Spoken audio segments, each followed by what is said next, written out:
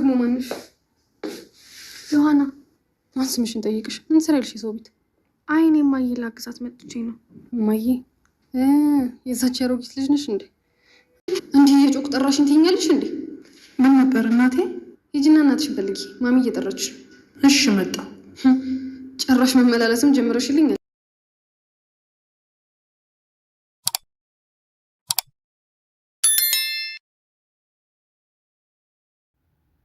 ዮሐና እንዴ አንዳንድ ነገር ላግዝሽ ብለሽ አይደል እንዴ የመጣሽው?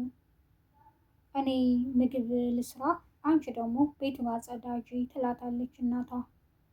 አሰላሙ አሌይኩም ወራህመቱላሂ ወበረካቱ። ሰላም እንዴት ናችሁ? የነጆን ኩኪንግ ቤተሰቦች በአለም ዳርቻ የምትገኙ ዛሬ ይዤላችሁ የመጣሁት ተከታታይ ድራማ ክፍል 1 ዮሐና። ላይክ፣ ሸር፣ ሰብስክራይብ በማድረግ እስከ መጨረሻው አብረውን ቆዩ። የዮሐና እናት ልጃቸውን የሚያሳድጉት ሰው ቤት እየሰሩ ነው። የሚሰሩበት ስራ ቦታ ደግሞ ሰዎቹ ጸባያቸው በጣም የሚያስጠላ ነው።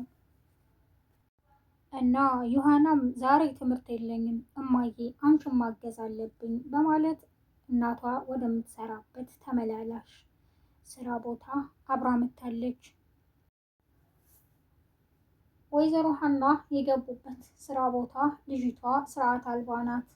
ለእናቷ ትሄድና እማዬ ለምንድን ነው ሰራተኛችን ልብሴን አላጠበችም? ምንም ልብስ የለኝም በማለት ትነግራታለች። በቃ ሂጂ ጥሪልኝ ትላታለች። ሂዳም እየጠራሁሽ አይደል አሰሚም ትላታለች። ምን ነው ልጄ ትላታለች። ወይዘሮ ሀናም እንደዚህ መመላለስ ጀምረሽልኛል? እሺ መጣሁ፣ በቃ አንዴ ድስቱን ላውረደው ይሏታል። እዚህ ድስት ውስጥ አንቺን ነበር መቀቀል፣ ለማንኛውም እማዬ ትፈልግሻለች በማለት አመናጭቃ ትሄዳለች።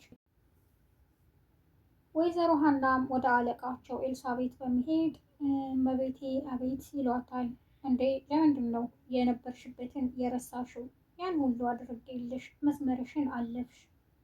ልጅሽ ታማብሽ ይህን ሁሉ አድርጌልሽ እንደዚህ አድርጌልሽ ያደረጉትን ሁሉ ወይዘሮ ኤልሳቤት ይዘረዝራሉ። አልረሳሁም፣ እሺ ምን ልታዘዝ ይላሉ በትህትና ወይዘሮ ሀና። አሰሪዋም መስመርሽን አትለፊ፣ ከሰራሽ በአግባቡ ስራሽን ስሪ ትላታለች። እሺ በማለት ይሄዳሉ። አሁንም የኤልሳቤት ልጅ ወደ ሳሎን ስትሄድ ዮሐና እናቷን ለማገዝ አብራ ስለመጣች ሳሎን ቤት እያጸዳች ታገኛታለች። አንቺ ማነሽ በማለት ትጠይቃታለች። ዮሐና በማለት ትመልስላታለች። ስምሽን አልጠየኩሽም፣ ሰው ቤት ዘው ብለሽ ገብተሽ ምን ታደርጊያለሽ? ትላታለች። እኔ የወይዘሮ ሀና ልጅ ነኝ፣ እናቴን ለማገዝ ነው የመጣሁት በማለት ዮሐና ትመልስላታለች። ነው እንዴ የዛች የአሮጊት ልጅ ነሽ?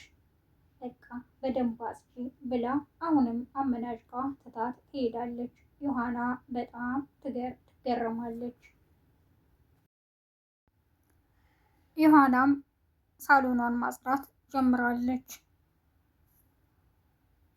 ያሰሪዋ ልጅ እንዴ ዮሐና ቀጣይ አመት ተፈታኝ ነሽ አይደለ? ወይዘሮ ሀና ነግረውኛል በማለት ይጠይቃታል። አዎ ትለዋለች። በቃ ወረቀትሽን የሚያስፈልግሽን አዘጋጅልሻለሁ ይላታል። ምን ትለዋለች። አይ ችግር የለውም በኋላ እነግርሻለሁ በማለት ወጥቶ ወደ ክላሱ ይሄዳል። አሁንም እያጸዳች ባለችበት ሰዓት የአሰሪዋ ልጅ አቶ ክንዱ ይመጣል። እንዴ አንቺ ደግሞ የማነሽ ቆንጆ በማለት ይጠይቃታል። እኔ የወይዘሮ ሀና ልጅ ነኝ በማለት ትመልስለታለች። ዮሐናም ወደ ኪችን በመሄድ እማ ትላታለች። አቤት። እንዴ ምን ውስጥ ነው የምትሰሪው በማለት ትጠይቃታለች። አንቺ ስለ ሰዎቹ ምን አስጨነቀሽ? ጠዋት ምን ብዬሽ ነበር በማለት ይጠይቋታል። እማዬ ትኩረትሽን ስራ ላይ አድርጊ፣ ሰው የሚናገርሽን አትስሚ ብለሽኛል ትላታለች። እና አሁንም ቢሆን እኮ ስለ ሌላ ነገር ማሰብ የለብሽም ስለ ስራሽ እንጂ ይሏታል እናቷ። እማዬ ለእኔ እኮ አይደለም ግን አንቺን ሲናገሩብኝ ትላለች ዮሐና። ማንም ሰው ቢናገርሽ አትመልሽ፣ ትኩረትሽ ስራሽ ላይ ይሆን ትላታለች። እማዬ ግን ሁልጊዜ እንደዚህ ነው የምትሰሪው ትላታለች። አዎ እናስተኝተው የሚያጎርሱኝ ይመስልሻል ልጄ ይሏታል። በይ አሁን ልጄ እኔም የጀመርኩትን እዚህ ልጨርስ፣ አንቺም የጀመርሽውን ጨርሺ ይሏታል። እማዬ አይሆንም በቃ ትላታለች። በይ አታናጂ ልጄ፣ ስንት ዓመት ስሰራ የኖርኩትን ስራ ልትነግሪ ነው ይሏታል። የወይዘሮ ኤልሳቤት ልጅ እንዴ እቃ ጠፍቶኛል እያለች ቤቱን በአንድ እግሩ አቁመዋለች። ምንድን ነው የጠፋሽ በማለትም ጠይቋታል። ሰዓቴ ጠፍቶኝ ነው ትላታለች። በቃ ሀና ናት የወሰደችው እንደለመደችው በማለትም ሀናን ትናገራለች። ወይም ልጇ ትሆናለች በቃ ዮሐና ትላለች። ሀናንም ትጠራታለች። ወይዘሮ ኤልሳቤት እዚህ ሰዓት ነበር ልጄ አይተሻል ትላታለች። እኔ አላየሁም ልጅን ብትሆን አጽድታ እዛው ነው የምታስቀምጠው በማለት ይመልሱላታል። በቃ መሳቢያ ውስጥ አስቀምጠሽም ከሆነ ፈልጊው በማለትም ትታት ትሄዳለች። ለወንድሟም ሄዳ ሰዓት ጠፋኝ ትለዋለች። እዚህ ቤት በቃ ምንም እቃ አይገኝም ማለት ነው ትለዋለች። እና ብዙ ሰዓት አለሽ አይደል እንዴ ለምን አንዱን አታረጊም በማለትም ይመልስላታል። ዛሬ ማድረግ የፈለኩት ሰዓት ነው የጠፋኝ ትለዋለች። እዚህ ቤት መቼም ምንም ሌባ የለም ትላለች። ዮሐናም ቅድም የሆነ ልጅ መጥቶ ነበር ትላለች። ወይዘሮ ኤልሳቤት ማን ነው ክንዱ መጥቶ ነበር በማለትም ትጠይቃለች። አዎ ይላታል ልጇ። ምን ሊያደርግ እዚህ ቤት ይመጣል በማለትም ትጮኻለች።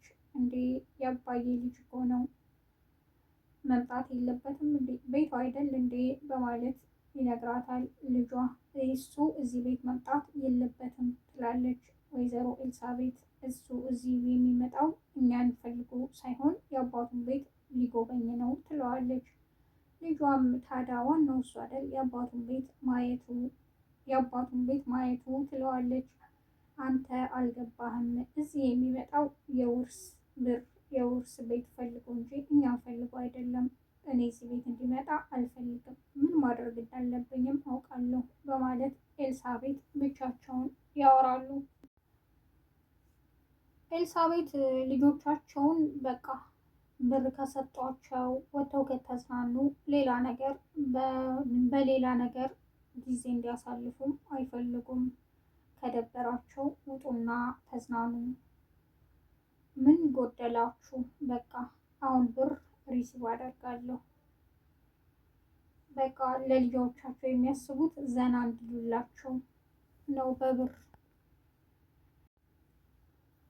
ልዑል ቤት ቁጭ ብሎ ጓደኛው ማርቆስ ይመጣል። እንዴ ምን ሆና ነው ዛሬ ቤት ነው እንዴ ይለዋል። አዎ ዛሬ ቤት ነኝ ይላል። ወይዘሮ ኤልሳቤትም ወደሚያወሩበት ወደ እነ ልዑል ትመጣለች።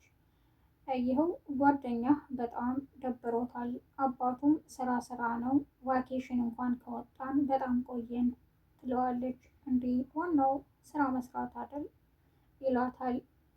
ማርቆስም በቃ ጓደኛ እኮ ከተመረቀ በኋላ በጣም ከስቷል ትለዋለች። ማርቆስም እንዴ ልዑል እኮ ከተመረቀ በኋላ እንደውም ወፍሯል ይላታል።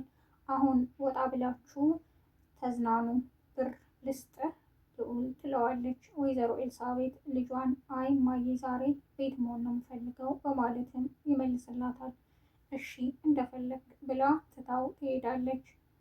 ልዑል ለማርቆስ እቺ ልጅ አታምረም በማለት ይነግረዋል።